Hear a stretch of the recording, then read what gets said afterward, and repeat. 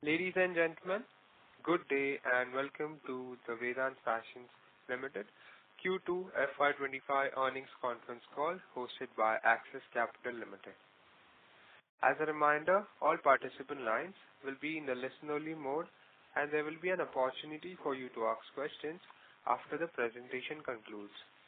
Should you need assistance during the conference call, please signal an operator by pressing the star then 0 on your touchtone phone. Please note that this conference is being recorded. I now hand the conference over to Mr. Anand Shah from Axis Capital Limited. Thank you and over to you, sir. Yeah, thanks. Hi everyone, and on behalf of Axis Capital, I welcome you all to the Vedant Fashions Q2 FY'25 earnings call. We have with us from senior management Mr. Vedant Modi, Chief Revenue Officer, and Mr. Rahul Murarka, Chief Financial Officer. So I'll just pass over to the management for opening remarks. Thanks, and over to you, sir. Thank you very much. Namaskar and a warm welcome to all the participants. I am Vedant Modi, the Chief Revenue Officer of the company. Thank you for joining us today to discuss the Vedant Fashions Limited Q2 and H1 FY'25 results. I hope everyone got an opportunity to go through our financial results and investor presentation which have been uploaded on the stock exchange as well as the company's website. Vedant Fashions is India's leading wedding and celebration wear company. With the onset of the second quarter period, as expected, business has resumed to normalcy, which also got reflected in our performance. Sales of our customers for the quarter ended 30th September 2024 was 3,341 million, which strongly grew by approximately 24% over the Q2 of last year. All retail KPIs also corresponded to the same with decent growth. During the second quarter of FY'25, the company recorded strong SSG of about 17.3% compared to the last year's second quarter. Performance in the first half of the financial year 25 was not identically comparable due to the first quarter of FY'25 being in one-off exceptional quarter with extremely low and negligible wedding dates nationally. In the first half of FY'25, sales of our customer was rupees 6,634 million. Moreover, in terms of our network expansion, we envisaged that we will have a weaker first quarter period, resulting to negligible rollouts in the first half of the year. However, we expect better expansion in the second half of the period, although there shall be certain rollouts getting spilled over to the next period. As of September 2024, Vedant Fashions EBO's retail area network stands at about 1.7 million square feet globally. Over the past few months, we have focused a lot on marketing strategy to further enhance our brand's positioning and appeal. We have worked meticulously on our strategy and campaigns across brands and have onboarded prominent celebrity actress Janhvi Kapoor as brand ambassador of our women's wear brand Mohey. The new campaign, Jab Aap Taiyar, Hum Taiyar, also features other actors like Parul Gulati and reflects a shift in how marriage is perceived by today's women. It's more about personal empowerment, readiness, and focuses not only on the bride but also on her bridesmaids exploring their own thoughts and feeling about marriage. Mohey is a companion to every woman's journey, ready to celebrate her individuality and choices when she feels it's the right moment. This also empowers the movement of Mohey from being just a bridal wear brand to being a brand for wedding wear for all women. Moreover, our Manyavar's campaign have redefined Indian weddings along with its cultural richness, reflecting the truest essence of a wedding in Indian ethnic attire by making the brand as synonymous with the category. With our new campaign, Aap Kab Ban Rahe Hain Manyavar, it explores the emotions and transformations that men experience on their journey from a boy to a groom, as they transition from being relatively adolescent to a more mature man with empathy and responsibility, thereby embracing love and deeper bond. We are happy to announce that we have successfully launched a new brand, Divas by Manyavar, catering to festivities and celebrations across. Divas by Manyavar is designed for the young Gen Z India with hopes, dreams and aspirations at heart, thereby offering stylish and fashionable kurtas so people can truly own their individuality. We are proud to be a digital-first brand available across leading marketplaces and our own D2C website. We've also received a very good response, traction and feedback from the market. With Divas, it is just the beginning of a new chapter in the celebration wear space, and this together with our other flagship brands reinforces Vedant Fashions as a house of brands for all weddings and celebration wear needs of a family. Thus, with business normalizing and festivities around, coupled with wedding seasons ahead, we are fully geared up with the best inventory, world-class auto replenishment system, and robust back-end dynamics to further foster our growth in the periods ahead. With this, I will now hand it over to Mr. Rahul Murarka to take you through our financial performance. Thank you very much. Wishing you all a very happy Diwali and hope you all are dressed in the best ethnic attire throughout the festivities. Thank you, Vedant. Namaskar and good afternoon, everyone. I would like to highlight the key financial performance metrics for the quarter and half year ended 30th September 2024 based upon the consolidated financial statements. Starting from Q2 FY'25 performance update. The company reported revenue from operation of around 268 crore, delivering a strong growth of 22.7% over Q2 of FY'24. The company continues to report industry-leading gross margin of 67.9% and healthy EBITDA margin of around 45.4%. The reported PBT during Q2 FY'25 is around 90 crore, which has significantly increased by 39.3% compared to Q2 of FY'24. The company reported a healthy PAT margin of around 25% and a profit after tax stood at around 67 crore with a significant growth of 37.3% compared to Q2 of FY'24. During Q2 FY'25, sale of our customer was around 334 crore with a strong growth of around 24% over Q2 of FY'24. The company also achieved strong SSG growth of around 17.3% over Q2 of FY'24. Now coming to H1 of FY'25 performance update. During H1 FY'25, the company reported revenue from operation of around 508 crore, while the sale of our customer is around 663 crore. The company continues to report industry-leading gross margin of around 67.8%, along with healthy EBITDA margin of around 46.5% during H1 of FY'25. The company also reported healthy PAT margin of 25.5% and a profit after tax stood at around 129 crore. Further, the pre-Ind AS 116 PAT margin is approx 27.2%, computed based upon internal management MIS. During trading 12 months September 24, the company continued to report healthy cash conversion ratio of approx 74%, which has been computed based upon operating cash flow over PAT during trading 12 months.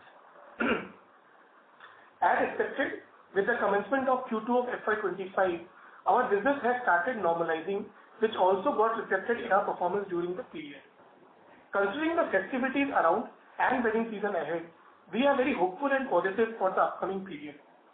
Thank you and namaskar everyone. Wish all of you a very happy Diwali. We can now move to the Q&A session. Thank you very much.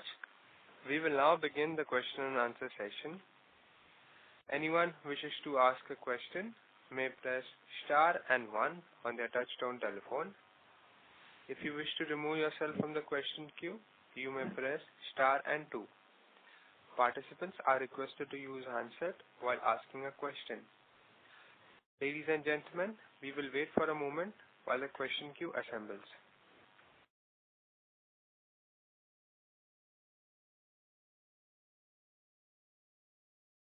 The first question is from the line of Gaurav Jogani from JM Financial. Please go ahead. Thank you and congratulations on a strong set of numbers. My first question is with regards to how the Q3 has started for you. Given there has been a mixed feedback in terms of demand from most of the consumer companies. So any sense of how the festive period has started for you and how the season is looking ahead? Thank you very much for the question. So as I kind of mentioned in my opening remarks, we feel that business has come back to normal and we've seen a decent start to Q3 in October. And compared to last year, even the onset of Diwali is earlier. So that has given us a decent set of numbers in October. And we are quite excited about what's to come in the future. And as mentioned, our business is very much linked to wedding dates. And as the dates are quite decent, as we move into November, December and the fourth quarter, we seem to be quite positive about overall business trajectory from here on. Okay, sure. Thanks. And the next question is with regards to, the network expansion. So I do understand, that the network expansion has been a bit muted in H1, but you also highlighted that, you expect a decent store opening. So any guidance on that front would be helpful, given that, you basically open 15-16% network addition every year. Sure. So, there are multiple sides to this entire piece. So firstly, as a company, we had planned that given business will be relatively weak in H1, we will plan majority of our openings towards the end of Q2 and start of H2. However, there was Shraddh in the last couple of days of Q2. Hence, as being a culturally oriented company, we avoided opening stores during the Shraddh period, and majority of the stores that were supposed to be opened in Q2 actually opened in the first week of October. So that is one side of things. The second is we are quite well on track in terms of our gross square feet openings, where we feel we will be at a decent number. However, we typically close about 2.5% of our retail footprint area every year. However, once in every 5-6 years, we have a larger cleanup that we do in order to, sort of have a better midterm business prospects from our existing stores. So this year we feel that number could go slightly higher to about 4 to 5%. And we're just, sort of ramping up on exiting from lower productive stores. And so overall gross numbers are well on track. And given there's a little bit of spillover from H1 to H2 in terms of openings, that's also there. So it's a mix of couple of things. And so that's where we stand. Thanks. And the last question, is with regards to any sense that you can give on the competitive intensity, because we have been, hearing that there have been now store closures, not only by a few large players, but also some small regional players, given that the last year was being muted. So any sense here how the last 6 months have panned out on this front? As we've been mentioning in the past, we feel that the moats of our brand are extremely strong. And as data has also shown us that even when there are newer stores that open next to our stores, we don't see much of an impact. So when that is the case with newer store openings, it's a similar case with stores that have closed. So from a business perspective, newer competitors opening or closing don't have too much of an impact basis the data that we internally see. But yes, there's all sorts of volatility happening in the market. There was a certain number of stores by a lot of newer players that had opened. Q1, Q2 did see a lot of consolidation as well from the newer players. So there is a lot of action happening on the floor from that perspective. Thanks, Vedant, for answering my question, and happy Diwali to you and the entire team. Happy Diwali to you as well. Thank you very much. Thank you. The next question is from the line of Sameer Gupta from India Infoline. Please go ahead. Hi, good evening, everyone. Congrats on a good set of numbers, and thanks for taking my question. Vedant, just on the context of strong and spread out wedding calendar that is there in the second half, just wanted your thoughts as to what is that level of growth, maybe overall or even SSS, whichever way you track, which would, let's say, make it like you'll be satisfied or happy that yes, the brand is in good shape and we don't need to really recalibrate or reassess our strategy as to our brand. This is also given the context that last 2 years have not been as per expectations. So just be happy to know your thoughts on that. Thank you for the interesting question, Sameer. I think broadly the way we look at it is, we conduct a lot of researches, and all the marketing related researches that we've done show that our brand's health is in the best shape possible, better than ever. All the internal retail data that we study suggests that conversions are better than ever. Our overall merchandising mix is continuously improving. So, like we've been mentioning in our previous earnings calls, we are very confident about our company overall. However, there are a lot of external factors, especially wedding dates, and more importantly, the number of weddings that happen in the country, which drive growth for us.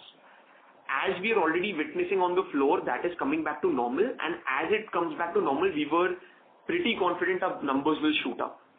And hence, basis what we've seen in Q2 and what we've been saying for the last 5 quarters that as weddings will happen in India, our numbers will improve. I think that is what we are kind of seeing, and given the kind of business we've seen in October, we are quite, sort of decently, sort of happy with the performance, and we expect that we as management continue to drive decent growth over the next 2 quarters as well. So you don't want to share a number where you'll be happy? If I'm being very honest with you, I would love to share it, as our endeavor is to achieve the maximum number possible, but unfortunately, as we've decided to not give any guidance per se as of now. Fair enough. I was not actually looking for a guidance, but that's okay. I'll take that as an answer. Second is the retail area. I understand Gaurav also asked this, but this year especially might see a lower than your normal run rate of 15%, but all said and done, we are back on track, and this 15% retail area growth should continue FY'26-'27, or you think there is a recalibration here because you're also exiting a lot of cities? So, broadly from a midterm perspective, I would say plus minus 1-2%, we will be in that sort of a retail area expansion mode only. And as you mentioned rightly, this year we've taken some harder calls, especially in terms of, SIS for us is an experimentation model. So there's a lot of experimentation that we do from that perspective, where we enter newer cities from the route of SIS and actually exit them quickly as well when it doesn't work out for us. A new store is only opened after careful deliberation and careful research for that area, and hence we are slightly pragmatic in our approach. I would also, sort of like to add one thing. In the last year, we've genuinely seen, real estate rates shoot up throughout the country. And there are multiple reasons for that. But we've already, kind of see a little bit of it normalizing in certain parts. And these stores that we open are 9 to 12 year lease contracts. So we don't want to make aggressive short-term decisions that will actually impact us in the long term. So we already, kind of hope that these rates will come back to its normal levels, and that's when we will be a little more aggressive with our retail expansion as well. Got it. Thanks for taking these questions and answering elaborately. Wish you all a very happy Diwali. Come back in the queue if I have any follow-ups. Happy Diwali. Thank you very much. The next question is from the line of Ankit Kedia from Phillip Capital. Please go ahead. Hi. My first question is on the cash flow generation. For the first time, we have seen negative OCF on pre-Ind AS basis. Our inventory days and receivable days both have increased substantially, especially the receivable days. So just wanted to understand, for the full year, what is the target on inventory and receivable days, and what's happened in this quarter which led to the higher inventory and receivables days at the same time? So if you look at the trailing 12 months cash flow, OCF by PAT, it is coming to 74%. Which is similar to what we achieved in TTM September 23 as well. But once we only look at the cash flow for 6 months period, because this year Q1 was an exceptional quarter, it behaved like a non-wedding quarter because of no weddings at all. So that is where, we see a negative cash flow for H1. But from a TTM basis, the cash flow is similar to what we achieved earlier. In terms of receivable days and as far as inventory days are concerned, look, this is a September month, wherein the season is up, we have wedding and festivities ahead. So from that prospect, it would be slightly higher, but from a normal financial year prospect, we don't see any major, what we have done earlier from a full financial year. Vedant, you would like to add something? Yeah, so, I would just like to add a couple of things here. I think one is we are definitely gearing up for the festive season and for the wedding season up ahead. And, I think we've mentioned this in the past. As a company, our working capital days are about 110. That can be rotated almost 3.3 times in a given financial year, and typically in a full financial year, we do 28-29% profit margins at a net level. So in a company where, working capital can be rotated about 3.5 times, and profit margins are so strong, which leads to 1 rupee of working capital actually generating more than a rupee of PAT. Our focus is to ensure that we always have inventory available for when business is there to come. At the same time, what is also reflecting in our gross margins numbers, that our debt stock management system is as good as ever. We're actually continuously improving on that system.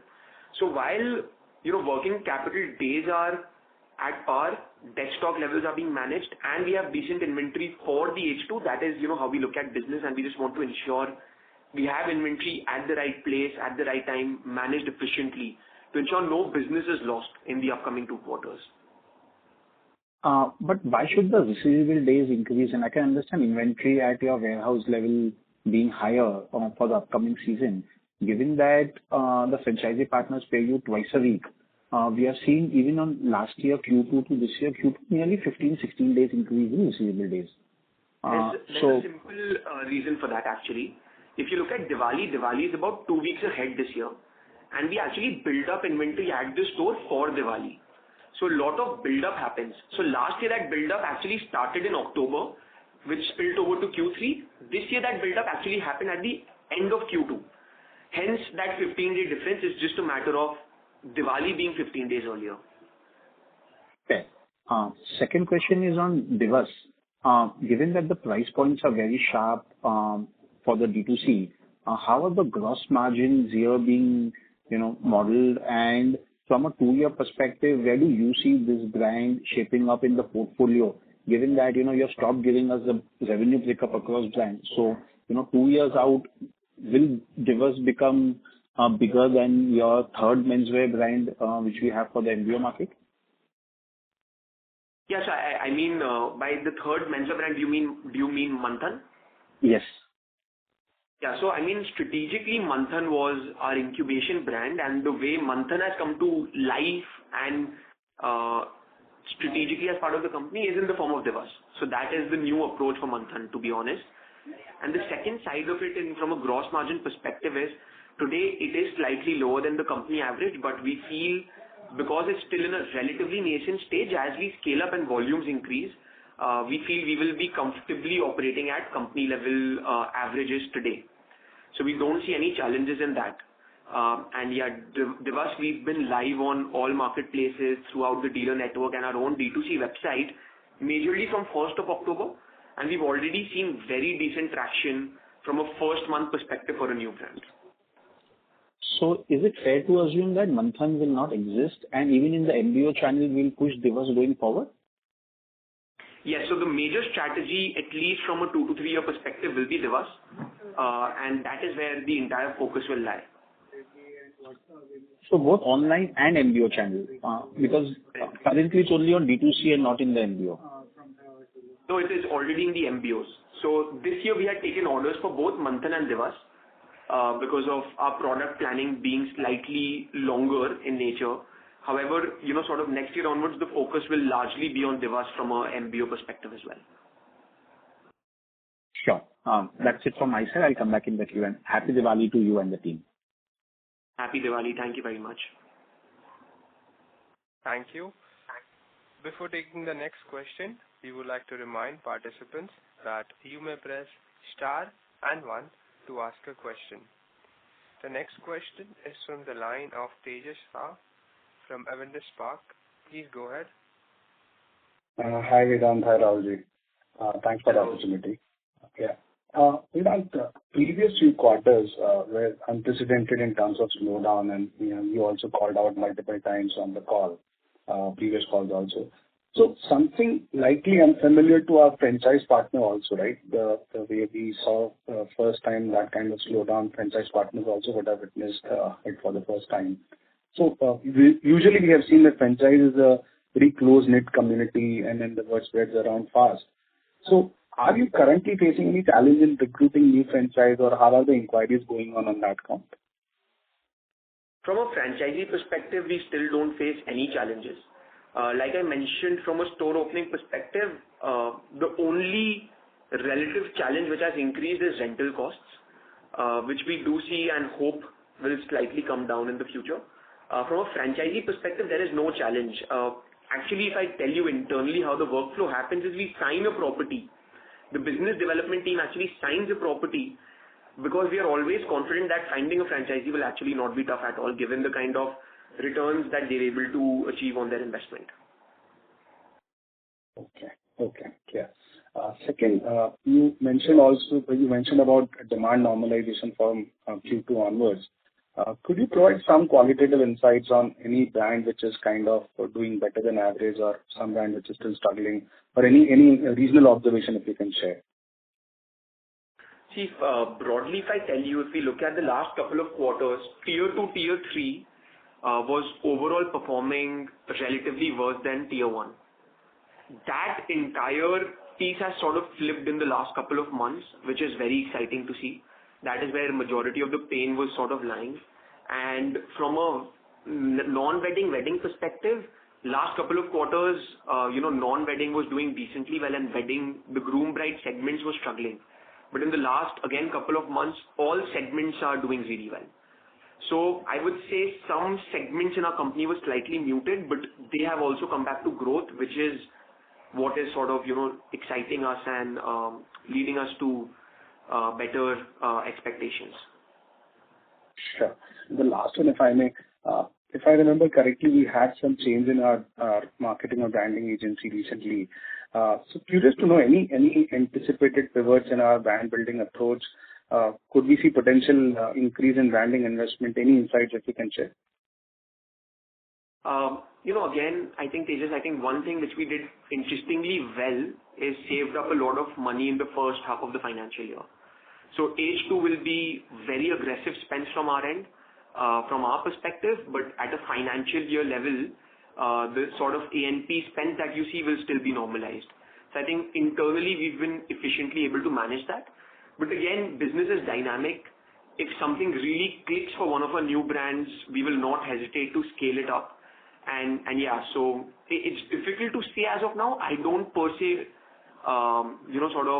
see anything happening in this particular financial year. But if business requires us to take a dynamic call, we won't shy back from that. Sure. And just checking from our presentation perspective, do we have still any Bollywood celebrity or Tollywood celebrity for our Manyavar brand?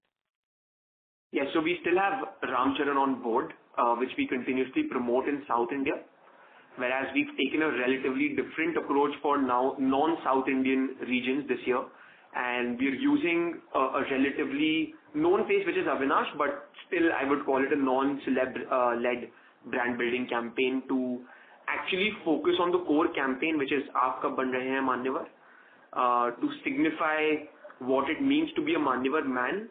And the moment you use a celebrity, the focus shifts from the campaign to the celebrity to some level. So as part of our overall strategic rehaul, we are focusing more on the tagline this year than on the face. Got it. Very clear. That's all from my side. Best wishes for coming quarters and happy Diwali to you and the team.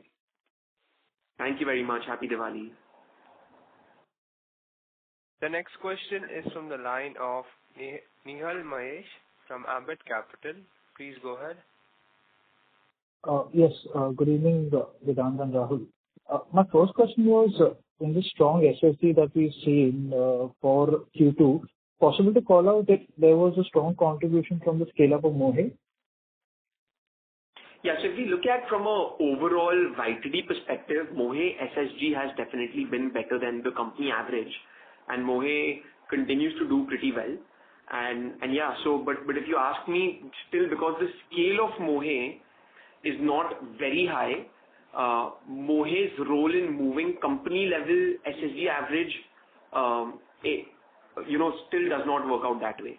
So Mohey did, sort of help in the numbers, but it didn't significantly shift any number from SSG perspective. Understood. And just a question, Vedant, now on the brand preference list internally. The was obviously, as you also highlighted from an MBO and online channel, has a decent time it's obviously executed well. So is it that now in terms of pecking order perspective, what is the thought we have? Because last year obviously there was an aggressive campaign in terms of scaling up even some of the other premium brands, and we saw a lot of premium real estate openings happening there. And Mohey has obviously been something that we've been working on since the last 8 years. So what would be the preferred pecking order internally in terms of scaling up these brands?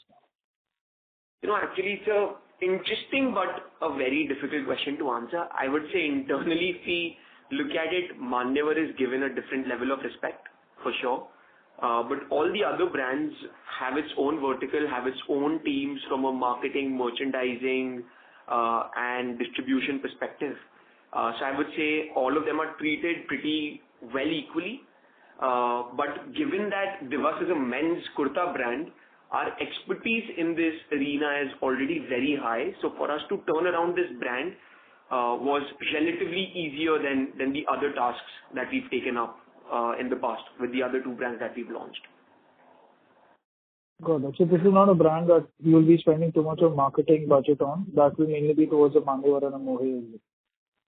We will be spending marketing budget, but actually the marketing will be more, BTL and performance led. So we won't necessarily be spending a lot of brand building money, but we will be spending a lot of sales or performance oriented money on Divas. Understood. Just final question on Divas that next year you do look at obviously scaling up in the MBO channel. Is there a thought about the number of counters you expect this brand to reach over the coming couple of years? Yes, again, interesting question. We are actually doing that entire study in this financial year. Given that it's a new brand with, sort of relatively limited inventory for this financial year, we are doing all the tests and researches to understand the potential of counters and the potential of throughput from each counter that we can achieve. But the first reaction that we've received in October is very healthy, and we're quite excited for the brand in the next, coming financial years. And I think we will be a lot better placed to answer this question by the end of quarter 4. Okay. Sure. That is it from my side. Wish you all a very happy Diwali. Thank you. Happy Diwali. Thank you very much. The next question is from the line of Rishi Modi from Macrolus Investment Managers. Please go ahead. Yeah. Hi, Vedant. Can you hear me? Hi. Yes, you're audible. Yeah. Vedant, first question I wanted to understand, like you recently in the past 1 year exited a lot of cities, and you said it's a clean-up exercise that you all do every 5-6 years. So which kind of cities were these, and what was the pain point here that we had to exit these cities? It's a mix of all things. It's a mix of a lot of experimental SISs that we had opened. It's also balance of tier 1, tier 2, tier 3 markets. In tier 1, the typical reason why this has happened is when a market moves from a certain locality to a certain, area. I'll give you one example of Hyderabad. ABIDS used to be a very famous market, but ABIDS traffic slowly is actually moving to Himayatnagar. So now that's a market shift that we're seeing because of better roads being created in Himayatnagar versus ABIDS. So these kind of trends actually play out from a 6-7 year perspective, leading to some store closures in one area while we actually invest more money in the other area where the market is moving towards. In tier 2, there are similar examples where we are opening very large flagship stores and, kind of seeing traffic moving to those. From a tier 3 perspective, again, there are different reasons. One is, again, focusing on opening nicer, larger experiential stores in certain areas. And we've shut some of the smaller stores. But again, as part of a business development plan, we've either already covered the cities we've closed our store in, or the plan is to cover them with a better experience store in the coming quarters.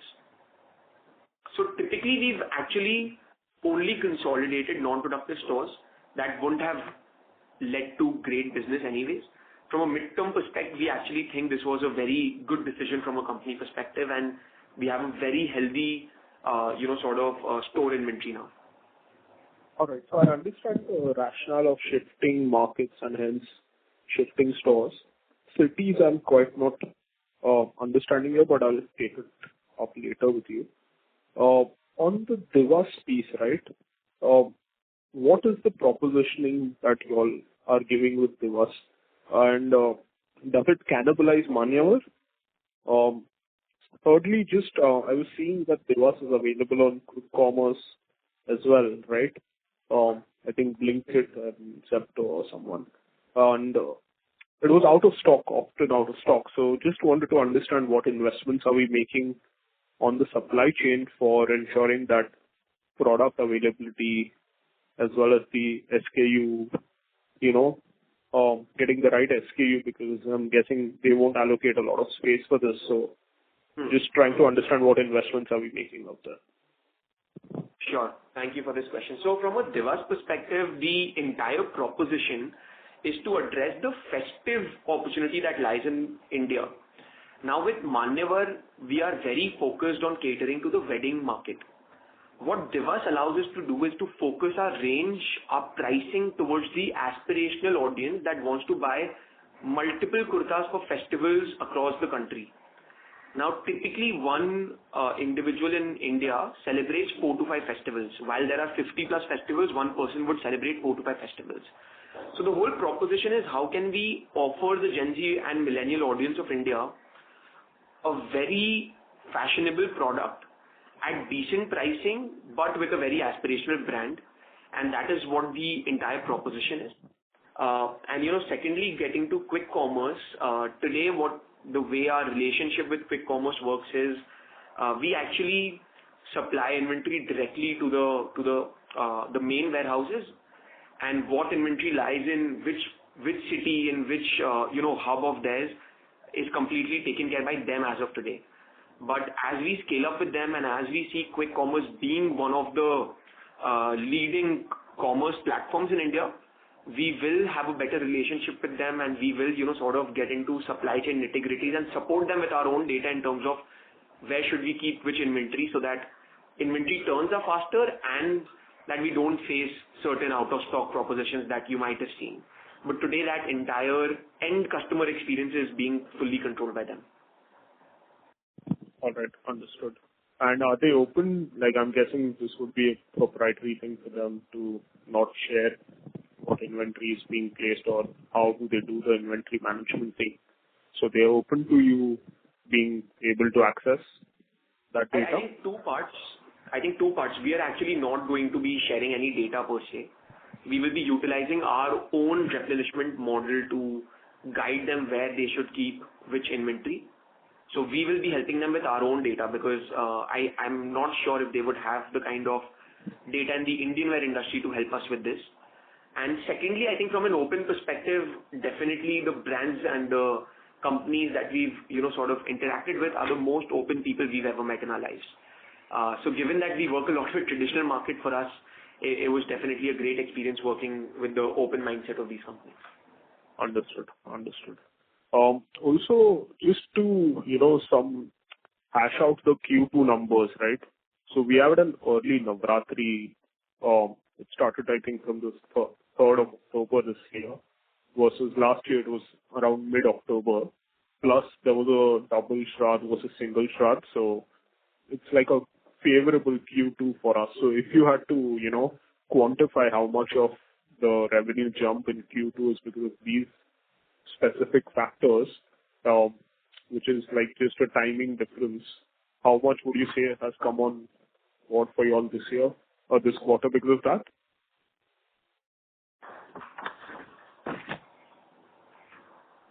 Yes, I mean, overall, it's again a very difficult question to answer. But I would say the quarter overall was decent because we had 6 wedding dates. We had a little bit of puja sales happening in Q2 as well. But let's say how we look at October has also been decent. And then November and December is when the onset of the wedding period will be. So this was what we call a normal Q2 period, which is how typically these quarters look like. And unlike last year or Q1 of this year, where we saw very different wedding dates, and because of astrology, very different sort of impact on dates and Diwali being pushed together, we are not seeing any of those impacts this year. So I think it was overall a normal thing which we saw this year. Okay. And your wedding, non-wedding mix, is it like it used to be before all of these dates issues started, like 2-3 years back? Or have people also preponed the wedding purchase in Q2? No, actually, what we kind of see is that given how India is moving, people want everything very quickly. So we only see the trend that people will start buying closer to their wedding dates. rather than actually preponing any purchases. So I think qualitatively that's what we are seeing on the floor. But people actually visit the market to see the product couple of months in advance, where they just come in for a feel, but the purchase is actually only happening very close to the date per se. Understood. Final, just bookkeeping question. How many Twamev and Mohe EBOs do we have right now? We have 150 plus Twamev and Mohe stores. 150 plus Mohe and 150 plus... EBOs, Rahul. Only EBOs are 6 EBOs for Twamev. So for Twamev, we have 6 EBOs. From a Mohe perspective, we have 1 flagship EBO, and we've already opened about 7 to 8 mall stores. So these are relatively smaller in nature. So you could say 6 and 9. But broadly, for Mohe, we have a couple of flagship stores in the pipeline, which we will be opening over the couple of next quarters. And even from a Twamev perspective, we have a couple of more stores in the pipeline. The core philosophy for Twamev right now is to enter the best 15-20 wedding wear markets of India and then move on to the next set of markets. From a Mohe perspective, it's similar. We want to have a flagship store in the top 10 wedding wear markets of India, decently spread out between the regions and the kind of high street markets to understand what business development strategy would be fit for the brand. Understood. Thank you. That's it from my end. Thank you very much. The next question is from the line of Chirag Lodaya from ValueQuest. Please go ahead. Thank you for the opportunity. In terms of retail network expansion, you said you have done a lot of store closures and consolidation, which you keep doing every 5 years. So is it fair to assume that large part of consolidation is done and going ahead, we should see good amount of addition? Is it fair to assume? Majorly, yes. Majorly, we've actually covered a good chunk of stores. There's still a little bit left, which we will cover in the next, about 3 quarters or so, maybe post the festive season. But largely, this exercise is done. And gross openings, like I mentioned, are on track. We've been doing decently on that front. However, given, the kind of spillover that we've seen from H1 to H2, there might be a little bit of spillover to next year as well. But from a mid-term perspective, we are quite confident about keeping up with our retail expansion strategy. Okay. And you also commented that, tier 2, tier 3 markets have also picked up very well in last, few months, which was not the case there, 6-12 months back. So is there more focus on tier 2, tier 3 markets when it comes to new store opening? Are we seeing any change in trend there? So I would say, slightly we were seeing a little bit of slowness in those markets, but we still continue to find stores and opening stores in those markets. But as business is back, I think definitely that will help us move faster with these markets as well. But overall, if I talk about how we look at openings, our strategy is pretty decently spread tier 1 versus tier 2, tier 3. Okay. And even from a net rollout perspective, if you look at last year, 44% odd was tier 1 and the remaining 55-56% was tier 2, tier 3. Okay. Which should remain similar more or less even this year. Again, I wouldn't say similar, but 50-50 broadly you could say is from a long-term perspective what we see right now. Right. And Divas, what is the price point and how you think about Manyavar's entry-level products versus Divas? What gives you confidence that there would not be any cannibalization between both the brands when it comes to entry-level products? Sure. I mean, the price points are definitely different. Divas operates in broadly the 1,000 to 2,000 rupee kurta price points. From a Manyavar perspective, we primarily play in the 2 to 6,000 range. What gives us the confidence is, I would primarily say 2 things. Firstly, the channels are very different. Online and MBO channels are not used by the wedding wear audience. It is typically used by people who want a kurta for daily wear, festive needs, quick needs per se. So the channel differentiation in itself is the biggest supporting any cannibalization thoughts. The second part is also the product is very different. The product you would want to wear for a Diwali versus the product you would want to wear in your own wedding or to attend your brother's wedding are 2 very different product offerings. So it is actually helping us as a company to evolve our product strategy and understand what product we should make for festivals at certain price points versus the kind of products we want to create for weddings at certain price points. Got it. Just one bookkeeping question. This quarter, other equity is down 75 crore versus, March number. So what has led to that? So because of payment of dividend, that is our Dividend payout is 20 crore in the cash flow. 206 crores. Okay, 206 crore. Okay, got it. Yeah. Thank you and all the best. Thank you. Thank you very much. The next question is from the line of Akhil Parekh from BNK Securities. Please go ahead. Hi, thanks for the opportunity and congratulations to the team for delivering a strong set of results. Vedant, my first question is on the SSG part. Right? In Q2, we have seen a good SSG, and you partly explained that to do with probably some lower base and higher wedding dates. But apart from that, you are slightly less audible. If you speak slowly, I think we can hear you. Hello. Yes. Sorry, I didn't catch it. I was saying that, have we taken any price actions or any other course corrective measures during last quarter, which has also helped us to, drop the SSG of double digits? No, nothing like that. I would say it's a continuous effort of improving our merchandising mix.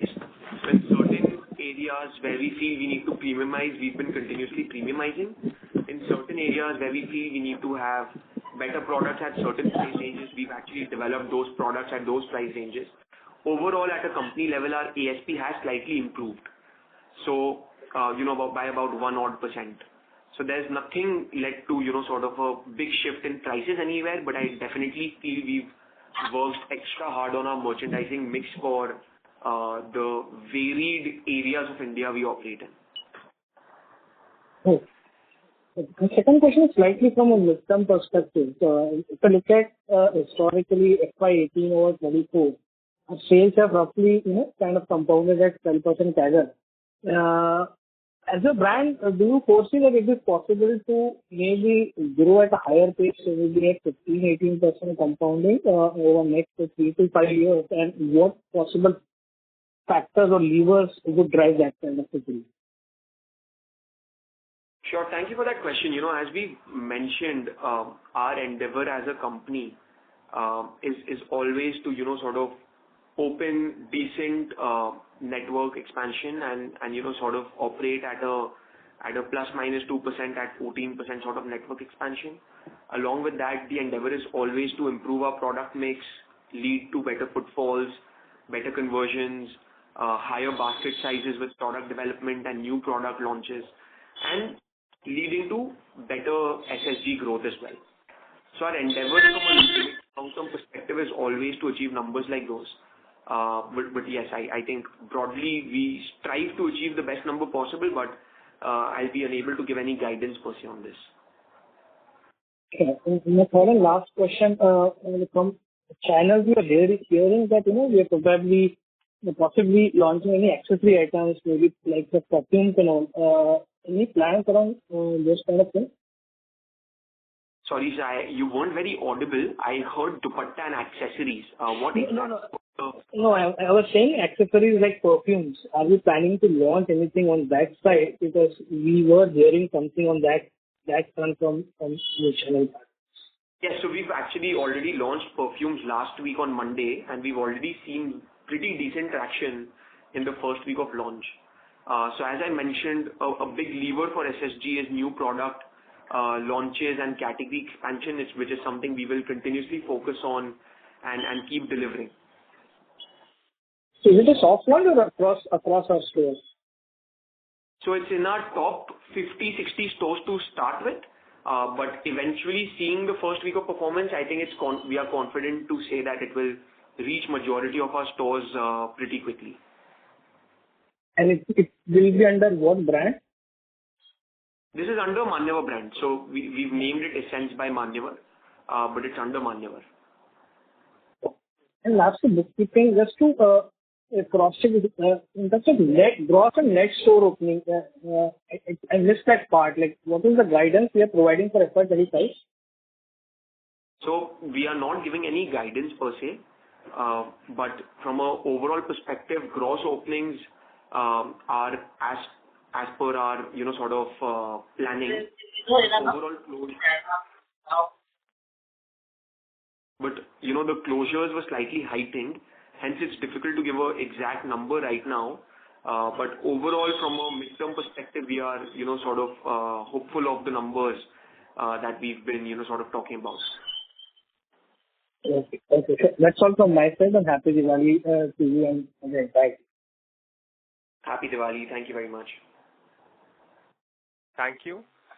Ladies and gentlemen, that was the last question for today's conference call. I would now like to hand the conference over to the management for their closing comments. Thank you very much to all the analysts for participating and always asking exciting questions. Just a request to all of you to dress up in your best Indian attires, and wishing you all a very happy festive and Diwali season, and we're also going to see a wedding quarter, so hope you all get dressed in Indian outfits when you attend weddings. Thank you very much. On behalf of Axis Capital Limited, that concludes this conference. Thank you for joining us, and you may now disconnect your lines. Thank you.